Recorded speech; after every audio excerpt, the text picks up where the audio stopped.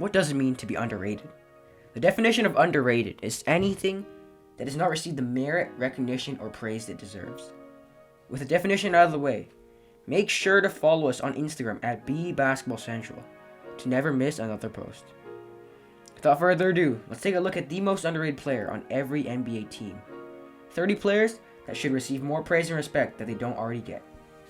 Starting with the Atlanta Hawks, I gotta go with Clint Capella, an underrated center who just does his job the way it's supposed to be done.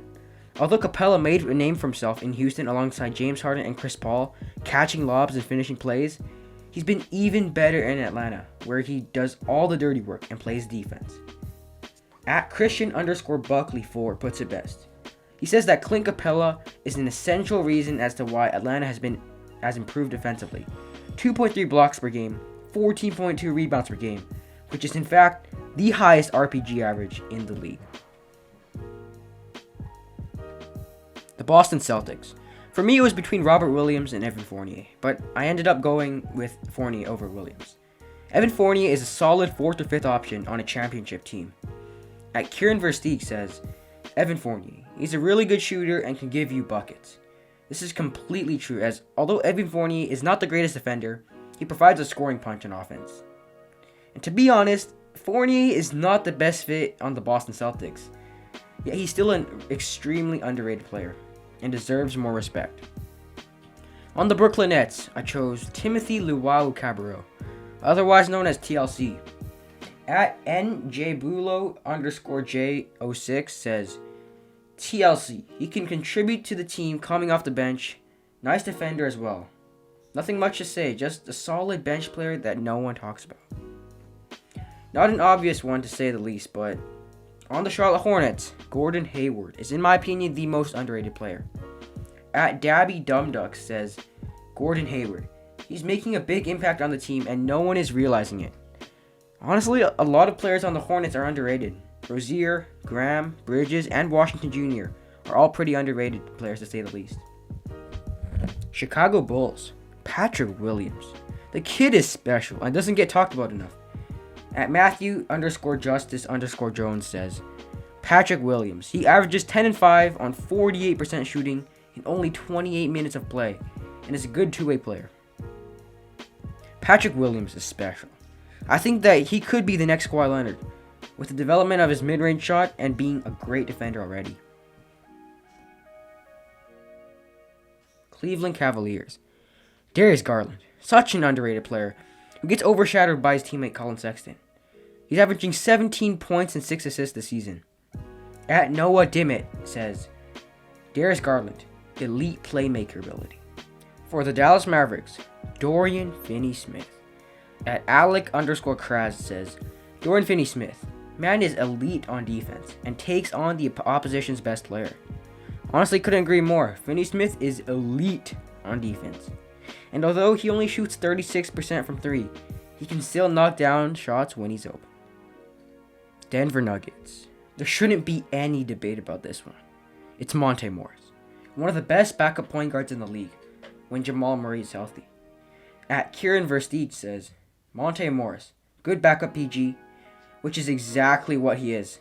Morris is a great all-around player who plays his role with content. Detroit Pistons. It's Josh Jackson. Jackson is still widely known as a bust, drafted with the 4th overall pick in 2017. Jackson just hasn't lived up to his potential, but that doesn't mean he's not a good player. He's extremely underrated and has restored his career this season in Detroit. At Bryce with 13 E's says, Josh Jackson, he's having a career year and has become that 3-and-D player they need. Golden State Warriors, Juan Toscano Anderson. Most people hadn't heard about this guy until this season. He fits perfectly as a small ball stretch 4 alongside Curry. Toscano Anderson has the perfect game to be a solid role player in this league. At RENENISIP says, Juan Toscano Anderson. He plays really well with Curry and Draymond. Couldn't have put it better. Houston Rockets. I'm still going with Christian Wood. Wood is the future of the Rockets, and his impact on the Rockets, despite them being trashed, it's still underrated. As soon as Christian Wood suffered an injury, the Rockets went on that 20-game losing streak earlier this season. At K. Gennarda states that No one is underrated. They all suck except Wood. Which is kind of true. Sorry, Rockets fans. Indiana Pacers. Everyone. I can't think of a Pacers player who isn't underrated. If I had to narrow it down, I'd go with TJ McConnell. As Big Wayner Zayner points out, TJ McConnell is a hustle machine. TJ just doesn't get the love he deserves being a backup on a small market team. Los Angeles Clippers. Nicholas Batum. After being bought out by Charlotte, Batum has fully re-established himself as a solid role player in Los Angeles. Perfectly stated by @T4NJim. He says, Nicholas Batum. He's a glue guy that does a little bit of everything and is reliable. The LA Lakers. Kyle Kuzma. After arguably getting worse from his first 2 seasons, he's had a bounce back year and provided some solid minutes for the championship favorites. At this _guy _is_A_G says, I'm rolling with Kyle Kuzma. His game now is more than just scoring. His value went up now. Grizzlies. DeAnthony Melton. A great fit with the Memphis Grizzlies and just a solid defender in general. At Nico Musante says, Melton. Great 3-and-D, large wingspan, and shines on the team system. Miami Heat. I want Iguodala. He gets forgotten about now that he's not on the Warriors. But even at his old age, he's a lockdown defender. And despite not being able to hit a damn shot sometimes, Iggy's impact is always felt. His veteran leadership was a crucial part as to why the Miami Heat made it all the way to the NBA Finals last season. At Paulo.Navarro indicates that the most underrated player on the Miami Heat is Iguodala. Still a 10 out of 10 defender with great hands. Can jack threes from the corner. Great decision making. Milwaukee Bucks. Bobby Portis. A knockdown shooter who is perfect as a 6-man with the Bucks. At Ethan_Hart21 puts it best. Bobby Portis. Should be in talks for 6-man of the year, but he never gets talked about. I completely agree. Portis deserves way more recognition than he gets. Minnesota Timberwolves. Jaden McDaniels. Bright young player who has got a ton of potential. He gets overshadowed by Anthony Edwards. At AJ.Vic.15 says, McDaniels. He is easily the best defender on that team and has stepped up to a bigger role very well. The New Orleans Pelicans. I'm going to go with Josh Hart. He's such a great guy, can fit with anybody on and off the court. He hustles hard and plays his role to the best of his ability. At Adam.Kleinsmith says, Josh Hart. He's a good defender and great rebounder for his size. New York Knicks. Alec Burks. No one ever talks about him because he's on a bad team. Well, the Knicks aren't bad anymore, but this man, Alec Burks, still doesn't get talked about. At Adam.Kleinsmith again says, Alec Burks. Explosive scorer that can be a big spark plug in a 14 to 16 minutes for a contender, which is completely true. He provides a spark off the bench, and I would really love for him to be on a true contending team.